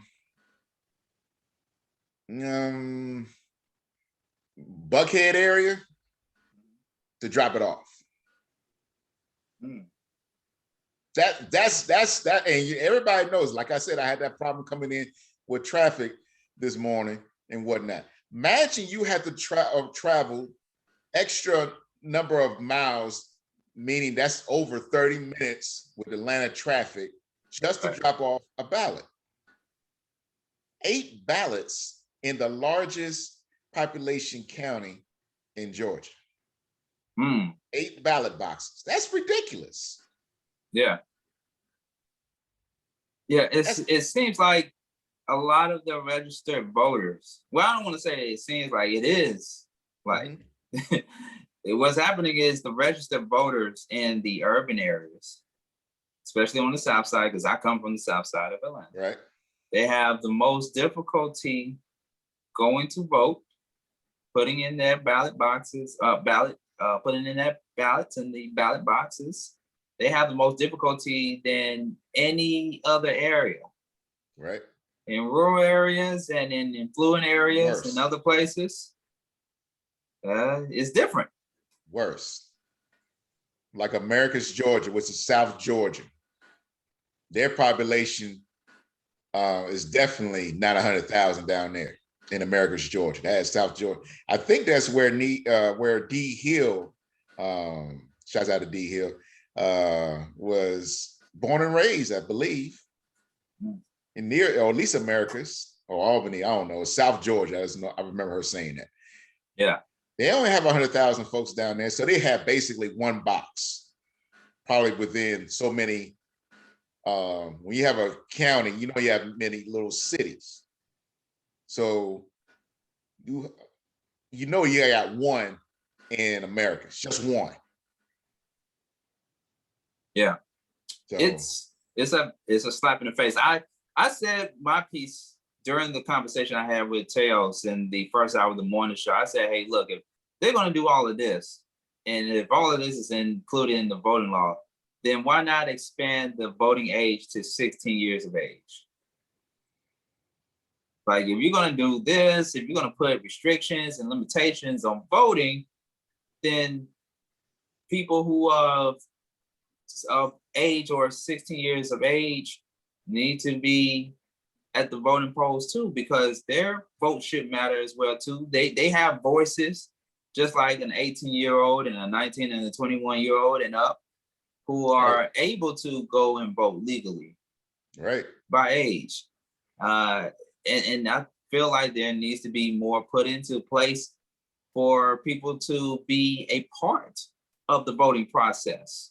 Mm-hmm. But, you know, like Tails, this is just I can't think of the word, DJ Rollem, but it's kind of like, it's kind of like, okay, this is kind of like a revenge type of thing for the Democrats and for the people of the liberal community to say, well, hey, you took this race away from people like David Perdue and who else? Of course, Donald Trump from getting his second term in office. This is our way of payback. Yeah. Because there are people of the right, the conservative community that feel like this election was stolen. Yeah. And here's the thing that people are not really thinking about, and they don't say it. Maybe some other newscast may possibly have said this part what I'm about to say, but it's not really said it in the forefront. The Republicans set this up before the change. They set it up like this for us to do it the way we have done it in the last election. They set it up. Democrats ain't got nothing to do with it. Republicans set it up. So when we used it, they got pissed. Like, wow, they really did it. And we lost. Even though we set it up the way we thought it was going to benefit us. No, you lost. No, let's really kick it to them now, because you had so much of a turnout and everything. Yeah. And they see, here's the thing too, they're not thinking about with this new law. By adding 1 day extra Saturday, that's BS to me. Try not to curse. It's just totally BS. 1 day. And you can compare, and then compare us to a place like New York. I ain't worried about New York. They'll get their stuff straight. Okay, I'm talking about here in Georgia. One day ain't gonna make no big difference. Okay, here we go. You set it up years ago to vote the way we used to vote. That's number one. Number two, since you're upset, you want to stop the vote. People voting. From when you started that process, population was increasing. That's why, one of the reasons why you did it. That's why I'm saying a lot of folks ain't talking about that. Population increases. When I was in high school, we barely was touching 300 million, barely. Now we knocking on 4 something, close to 5, in going on 30 years. And I'm talking about the population in the world and everything. No, not just the world. I'm talking about not the world, the country. My bad, said it wrong. We knocking on 400 million plus, knocking on 500 million folks. So you want to decrease the amount of ballot boxes and locations to vote because you didn't win. The numbers don't add up, period.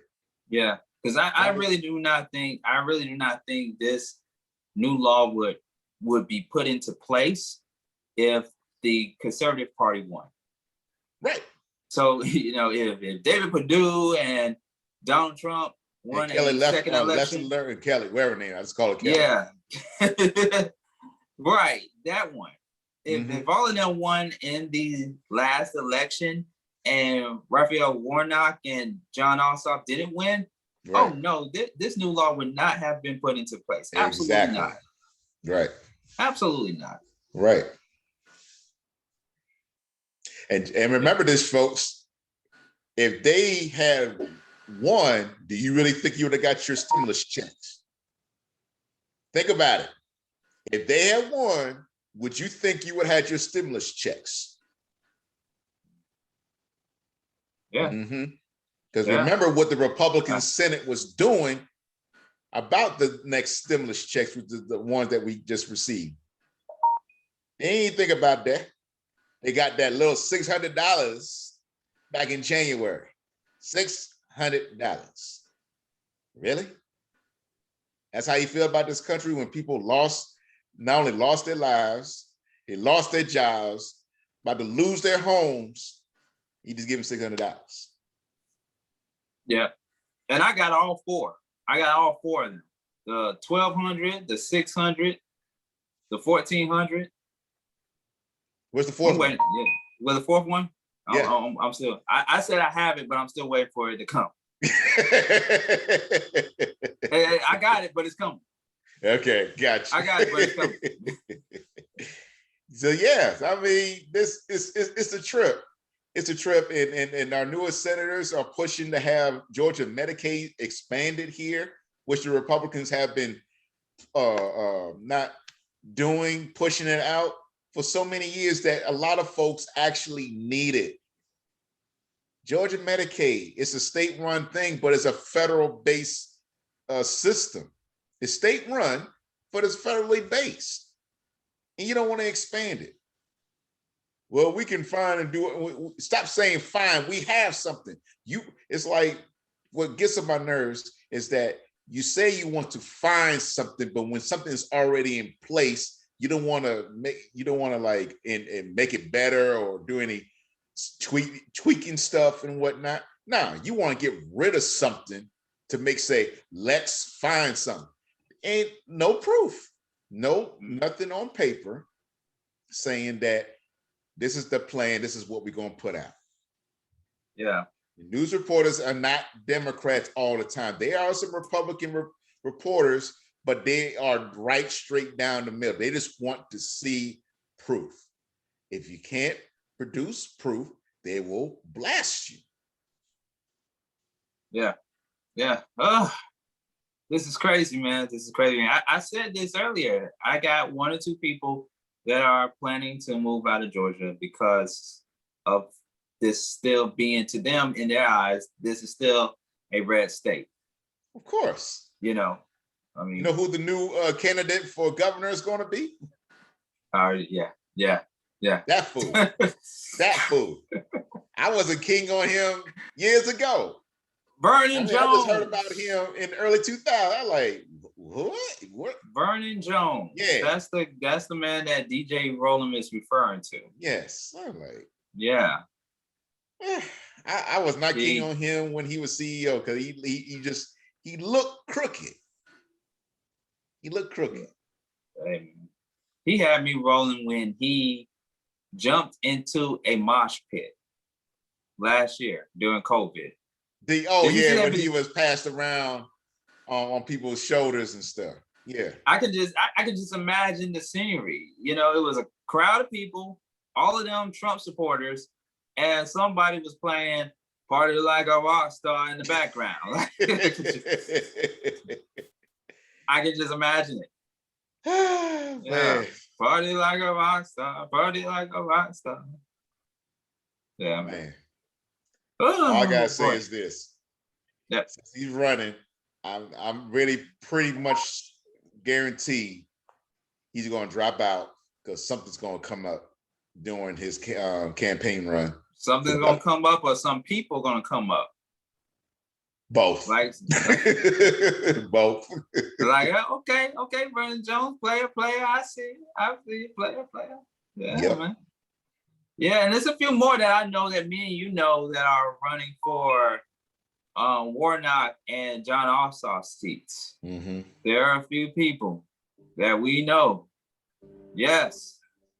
Yeah, man. Well, We'll talk more about that offline. We'll talk a little bit more about that. It is what it is. We're trying to. We're waiting to get more information before we can do another show on that, because it's still new, it's still fresh. Right. And me and DJ Rollem, I know the person. I know the person that me and DJ Rollem worked alongside with years ago, and now he, who is married to this individual, is running for office against Warnock and or John Ossoff, one of the two. I think it's Warnock. He's going after Warnock. Yeah. I know exactly who you're talking about. Right. And it's a trip, but guess what? You ain't getting my vote, man. What you trying to say? You wasn't there at the event when it was me and you hosting the event. You wasn't there. You wasn't with me in the gym. Like Drake said, you wasn't with me when I was shooting in the gym. Man. Yeah, man. Wait. Hey, can I get on my soapbox for a moment, DJ Rollem? Because me and Teos, we did talk about this coming out of that story with Governor Brian Kemp. And I want everybody to listen, because I really do feel like there is some form of accountability that goes along with this particular matter. It reaches all over the board. And I'm talking about accountability, ladies and gentlemen. Okay? Just gonna be on my soapbox for a moment, because I'm sick and tired of seeing the same stuff over and over and over again on the news. Everybody's wearing cameras on their shirts. Everybody has their cameras on their smartphones, filming all of this stuff in real time. But let me just get on my soapbox for a moment and talk about something that I witnessed recently, being that I am currently a resident of this particular community. So there is a neighbor who lives across the street from me. Actually, it's 2 or 3 people that live inside this unit, Rollem.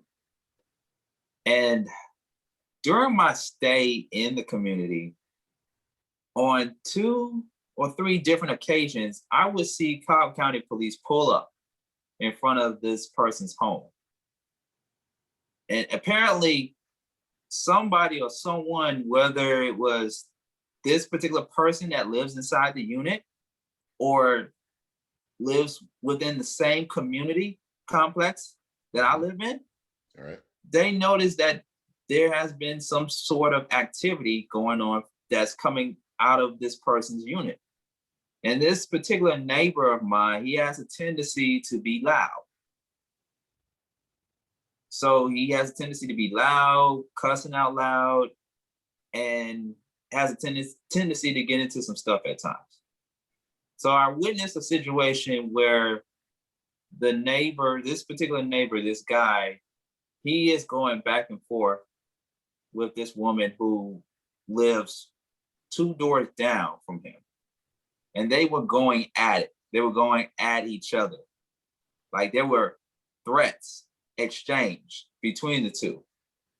The lady tells the guy, well, I'm going to call the police on you.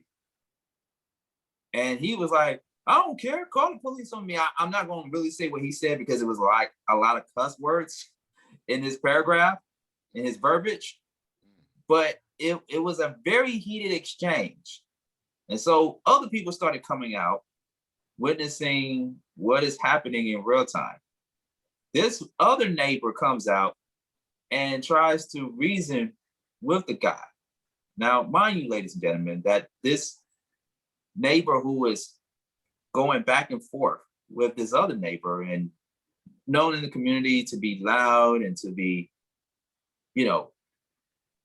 tense at times, or turned up. This other neighbor, what'd you say? I would say in a negative way. You said turned up, and I said in a negative way. Yeah, turned up in a negative way. Yeah, not in a positive way, but in a negative way. This other person comes out and tries to reason with the guy and says, hey, man, do you know what's going on around your community, around your world? Like, there's a lot of Black men getting shot and killed out here by police officers. And I hate to see you being a black man, because this neighbor was a black man. I hate to see you as a black man get put into a position that you may not be able to get yourself out of if someone calls the police on you and the police come out here and, do what they do. So this guy, the loud guy, young black male, you know what he tells the other person, the neighbor who's trying to reason with him? Mm-hmm. He tells him, IDAGF in acronym terms, meaning I don't give a blank. Mm. That's what he told him. True story. I believe it. Yeah. He said, I don't care about the police. I don't care. Call the police. Call.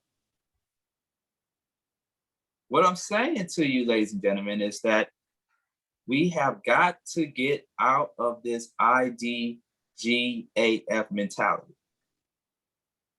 We have got to get out of that.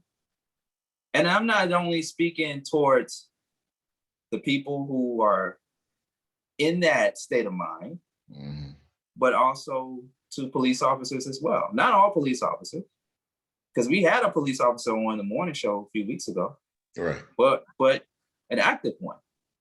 But to the ones that have that mentality as well. Like I said, accountability goes both ways. Mm-hmm. It goes across the board. When are we going to get out of this IDAGF mentality? IDGAF. Let me make sure I get that right. This I don't give a blank mentality. Because if you have that I don't give a blank mentality, that means that you don't care about Black Lives Matter. You don't care about what happens to you, and you don't care about you being another hashtag. Here's the problem. One of the problems to me, one of the problems with that hashtag of what you just said, to me, of individual thinking. They're not thinking group or broad. When you in that mode of what you said, and there's a lot of us, and you talking about our age, young ones thinking that way. They're not thinking 15, 20 years from now, what can I be doing to improve myself? Hopefully I'm established to this certain point. If I have some holes in my road, how do I overcome it and keep, pave it up and keep moving? They don't think that way. They think about today, maybe tomorrow. Here's another point. When I was in my 20s, I met a guy, good friends with him now. He sort of had that same mentality. He really did. He really had that same mentality, because I want to live for today. I'm not worrying about tomorrow. He changed.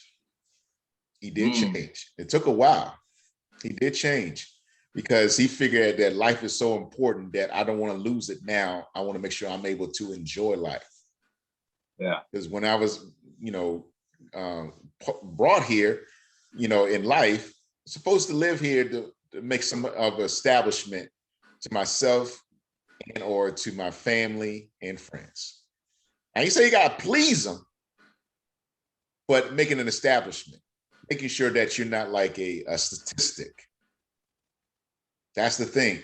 And that's what the problem is with these youngsters thinking that way.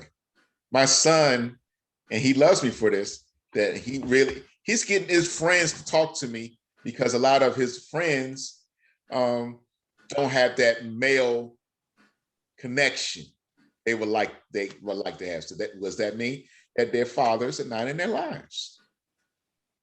Yeah. So that's the thing, is having some type of connection with these youngsters.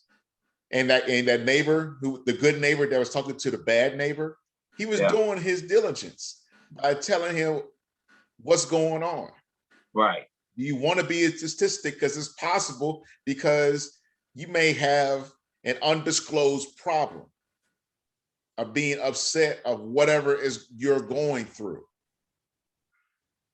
So Is it really need to take it to that level? Is it really necessary? So that's the thing. If they start thinking about themselves and get turned up in a negative way because they don't want to listen, that's going to be the downfall. And that's why a lot of stuff keep going on. The police shootings recently, especially the last one with the guy who got shot in his car and he died. Yeah, that is Dante Smith. Smith. Yeah, in Minnesota. Right. Okay, Minnesota's very popular, and that was the state I visited and whatnot. So hey, I ain't had no encounters, but man, that's a serious popular state. Here's the thing about Dante Smith.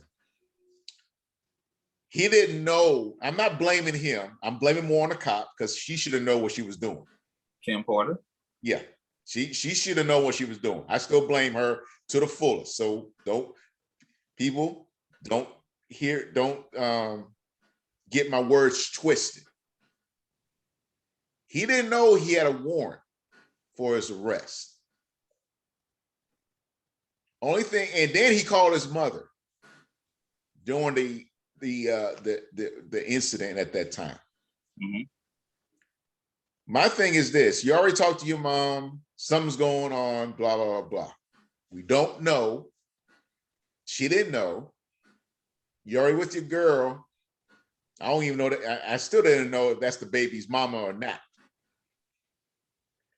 My thing is this, and I teach my son this: when officers tell you not to resist and go, I say, because of everything's been going on, I'd rather be handcuffed and not taken to the detention center yet.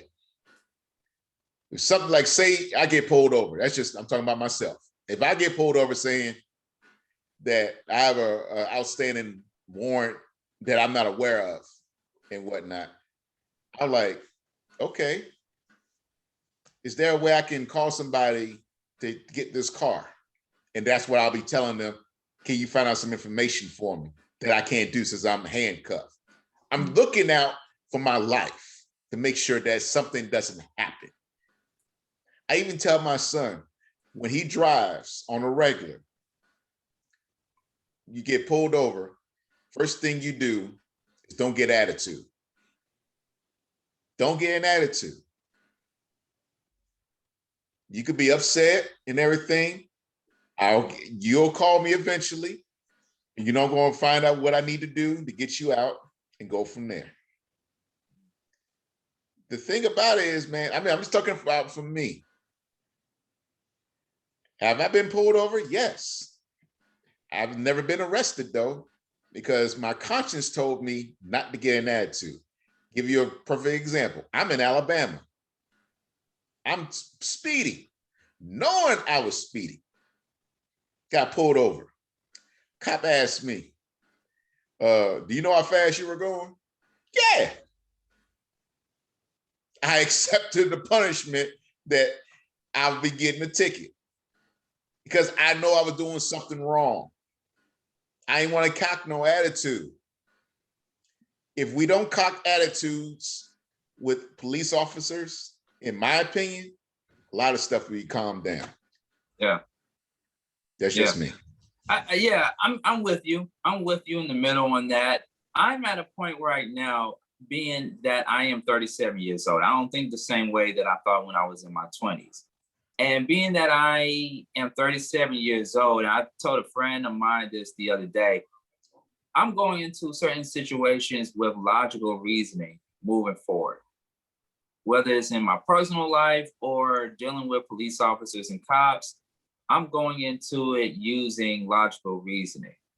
And I'm at the point right now where when you pull me over, I'm going to have my driver's license ready. I'm going to have my registration ready, and I'm going to be ready for you to put me in handcuffs. I'm going to just be like, hey, take me to jail. I don't know what I did, but take me to jail because guess what? I'm going to be out in 2 hours. I have an attorney. I have a lawyer. I know my Miranda rights. I'm going to be out in 2 hours. And then after that, I'm going to make myself look famous and you're going to make yourself look stupid.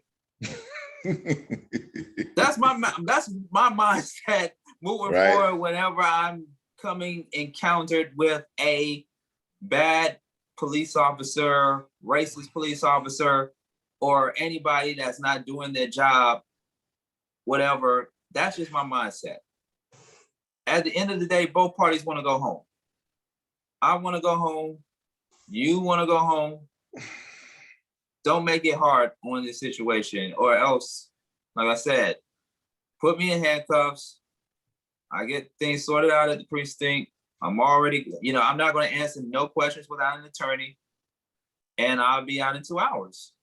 Gotcha. Point blank, period. And I think, for those who have not chosen that route or been in situations with police officers, it's two things. Either they don't know their rights, or it's the fear of going back to jail, going back to prison, and dealing with all that stuff that they were dealing with before. Because some of the people that have been, from my research and my study, some of the people who have been approached and dealt with police before, they've been in jail before.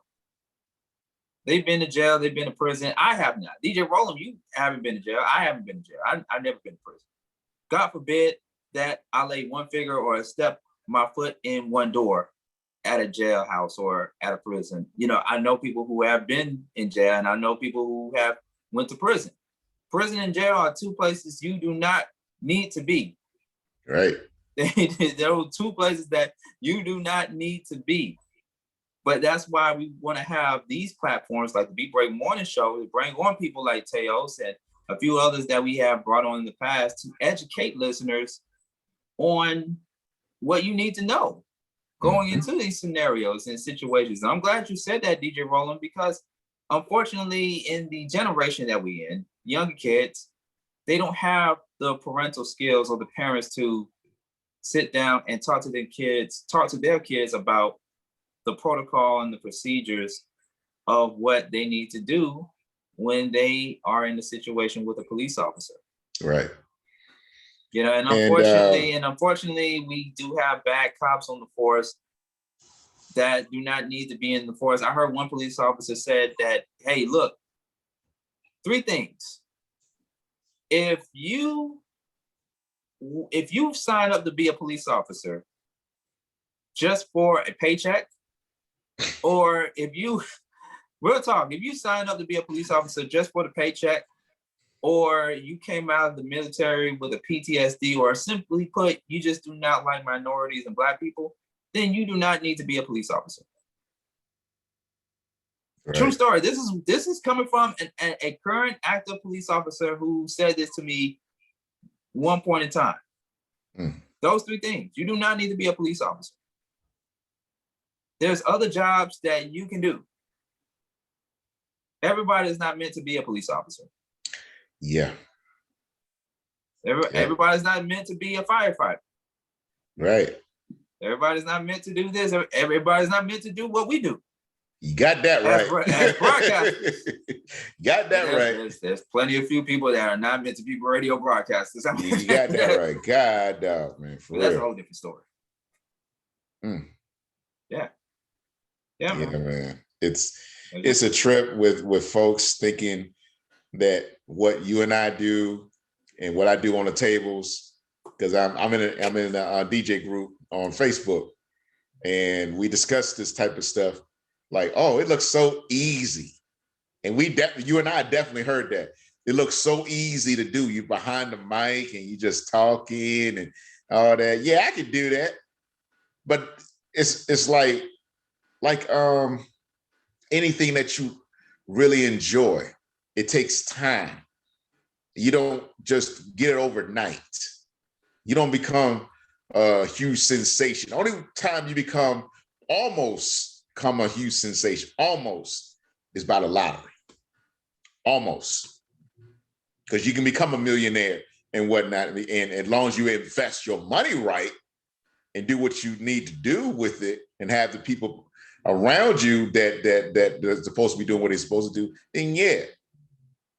But 90% of us, and I'm talking about just outside of the entertainment industry and whatnot, they didn't just get into what they're doing just to say, oh, I just got into it just because. No, they put hard work. Perfect example, The Rock, Dwayne Johnson. He was in a family like that. You know, his father was a wrestler and all that stuff. Mom was hustling to get little odd jobs here and there, blah, blah, blah, and all that. And he became a wrestler. I mean, he was in, football at college and then became a wrestler and all that stuff. And now he's a big time actor.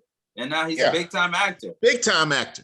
Big time. Got a TV show on NBC. Got a TV show on NBC right now, highlighting his life.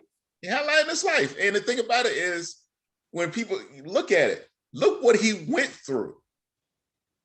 If we had, I'm talking about you and I had a documentary on our lives from you doing radio, and now I was tad bit in radio, but I've been DJing since 92. That's when I actually touched the tables in 1992. You see what I went through on trying to understand how to put music together. That is something, that I can always say a lot of folks wish they could experience with me. They haven't. They touched it on a different type of level. I actually had vinyl, still got vinyl, haven't used it in years, but still got vinyl. Still got tables and whatnot. I just don't want to go into that part of DJing. Right. That's all. DJ 360, God bless him. He got that gift and all that stuff to do what he's doing. He is taking it to his particular level where he wants to go. I'm cool with that. I love that. That's what you're supposed to do. But you don't just because it looks so easy and it sounds so good, I want to do that. Nah, you got to put some work. Work. And then some more work. And when you're done with that work, guess what? You got to do some more work. Right. Yeah, you about to sing that Rihanna song for a minute. I heard you about to go into a Rihanna. You about to go into Rihanna mode. I was trying to stay away from that. But no, all jokes aside, man, we got to be serious at what we're getting ourselves involved in. 2 shootings, all in the same period. Unarmed black men, or one of them was allegedly unarmed. Other sources say that he had a handgun, but other sources are saying that he didn't have a gun, or his family said he didn't have a gun. It's like, be honest with you, and I had conversations with people offline about this, but don't be surprised if there is going to be another officer-involved shooting or killing of an unarmed black man 6 months from now. Don't be surprised. I wouldn't even say it that long. Or sooner. I wouldn't even say it that long. Or sooner than that. Yep. I'll say sooner than that. It makes I just don't want to hit this city. I just don't want to hit this city because we already went through it last year and whatnot. I don't want to go through another one like that again. Yeah, because DJ Rollem do not want to see another Wendy's restaurant get burned down. That's one of his favorite restaurants beside churches. Shout out to D Hill. I want you to get your breakfast from Wendy's, okay? Oh, what a lighter note to close out the show, ladies and gentlemen. We can talk about this for the next hour, but we got to move forward and get ready for the DJ Rollem mix, the caffeine and energy drink mix, coming up in just a few moments. A special tribute to Black Rob. Of course, we did our special tribute. DJ Rollem, courtesy of DJ Rollem Productions, he did a special tribute to DMX last time, and so we got to pay homage and rest in flowers. I'm not saying rest in power or rest in paradise or rest in peace anymore. I'm saying rest in flowers, because we still want to give people their flowers, even when they have transitioned into a new life. Okay. So we're saying RIF. Well, at least for me, I think That's fine. I like it. RIF, hashtag RIF to the fallen people that have paved the way or contributed or made an impact in someone's life. Right. Yeah, man. Shoot. On in general, RIF to everybody that have been affected or lost their lives from the mass shootings taking place here in this country, which me and Teos had a chance to talk about in the earlier half of the show. And resting flowers still to people that lost their lives during COVID. Right. Are still affected by it. Right, man. It's just me personally went through COVID. If people didn't remember, I went through it. I didn't have it as bad as other folks. I didn't have to be taken to the hospital. I wasn't on no ventilator or anything. And I only had one bad breathing day. One. Everything else was going through its I guess the life of the virus and whatnot. But I only had one bad breathing day. Yeah. So thank God for that. And I'm here, and I'm still here for my son and for Tanya and all that stuff. So I'm just glad to be here. Yeah. Yeah, man. Guess who we are going to have next week on the morning show? Speaking of COVID, he's a returning guest. My favorite dude? No, it's not Steven, aka Superstar. No, it's not him. No, that's not my favorite person. He's a person I know. He's not my favorite person. King Rasiana will be back on the morning show. Awesome. With his people. Next week's podcast episode is called The Backup Plan. The Backup Plan. Not the backup plan, the back up plan. Back up. BAC. Yeah. Okay. What's the backup plan for those that are not taking the vaccines? Yeah. King Rasiana is going to come on and talk about it. He is going to be on tour, ladies and gentlemen, in a few days to help those in need during the crisis, during the pandemic, especially for those who are not getting the vaccine, because there are people that are still refusing to get vaccinated. Yeah. And I'm one of them. I'm one of them. Shout out to, I know what you're about to say, DJ Rollem. Hold that thought. Okay. Shout out to Mr. Moody. I know he's going to talk about it more on his afternoon show at 3 p.m. on Beat Break 87 FM. Mr. Moody got vaccinated. I'm not surprised. He got vaccinated. Yeah. I'm not surprised. But I was going to say that Sean's friend is not getting it because her mom doesn't want her to get it. So I'm definitely would like to hear this back up plan. Yes. What is the backup plan if you're not getting vaccinated? Right. Yeah, we want to hear from you, and we're going to hear what King Rasiana is going to say. Mm-hmm. Yeah, man. All right. Very interesting show. Please tune in next week as we have King Yana and his guests weigh in on the conversation, man. And looking forward to it. Follow me at Sean Garvey, Facebook, as well as on Instagram, Twitter, Sean Garvey, ATL. DJ Rollem, where can people follow you at? Always follow me at DJ Rollem, DJROLLEM on Twitter and Instagram. Also, DJ Rollem Townsend on Facebook. Yeah. Man, I got to say this real quick. Yes, sir. About to drop the Black Rob dedication mix. Yep. But man, they are loving that DMX dedication. Woo! All across the country. DJ Rollem's been getting a lot of great compliments. Yes. For the DMX mix. Mm-hmm. That was, man.